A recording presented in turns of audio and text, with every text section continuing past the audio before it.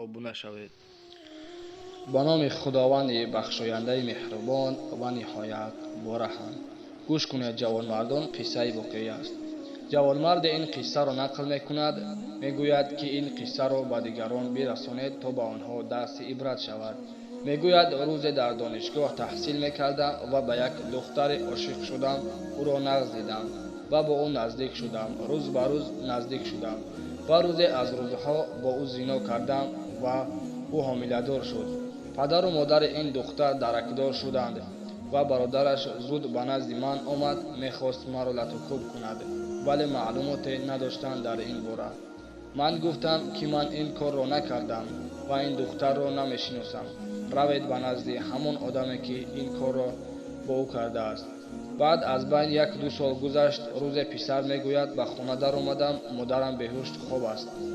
در بین خانه رفتم مادرم را خیزاندم. مادر جان بخیز بخیز. مادرم 3 مرتبه خیست باز افتاد. گفتم چی شد؟ از جایش خیست. گفت خواهرت را پسر همسایه زنا کرد و او حامله‌دار شد. این پسر میگوید خیلی ضربه سخت شد. چشمانم پر از خون شد. میخواستم من پسر را بکشم. به نزد آن پسر رفتم. میخواستم لطوکوبش کنم و آن پسر گشت و گفت که من خواهر تو را نمیشناسم و این کار را من نکردم. رو به نزد همان آدمی که همین کار را کرده است. آن همان سخنی که من به برادر همان دختر گفتم. این خیلی یک تیر بود، یک ضربه سختی در حیاتم بود که من میخواستم خودم را بکشم. از بین چند سال گذشت. روزها خیلی دشوار میگذشتند برایم. از بین چند سال گذشت. میخواستم زن بگیرم. زن گرفتم و زنم نودختر برآمد. زنش گفت من در جوانی با یک پسر همین خیل کردم. از این پسر خیلی ضربه وزنین بود. از جانب الله در تقدیر پسر نوشتگی بود که این کار را با یک خواهر دیگر کرد. این قدر عذاب و مشقت میگفت یا الله بس است من دیگر تحمل کردن نمیتوانم. این زنش گفت گناه مرا ستر کن. روز قیامت الله مهربان گناه تو را ستر میکند. و چند سال زندگی کردند. صاحب یک دخترچه زیبا شدند. یک دوست رو یک. از بین چند سال میگذرد. پدر میگوید من در خانه شیشتگی بودم. دخترم دوان دوان به نزد من آمد گریان. مویهای سرش جنجاله.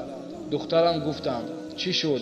پس از چند دقیقه گفتم معلوم شد که پاسبان همان دهه با دختر من زنا کرده است. نعوذ بالله. سبحان الله. بینید چی خیل در یک کس را میزنی درت را میزند. با این قصه چی فهمیدیم که برادران این کار در حقیقت شدگی است و ما و شما درس عبرت می شود. هرگاهی که با یک خواهر نزدیک می شوی همین قصه را در یاد بیار برادر. انشاءالله که ما را هدایت می کند. حرکت نکن به دست خواهر یک کس دست بزنی. به نام خدای بخشاینده مهربان و نهایت بارحم. خداوند همه ما را به راه راست هدایت کند. السلام علیکم و رحمت الله و برکاته.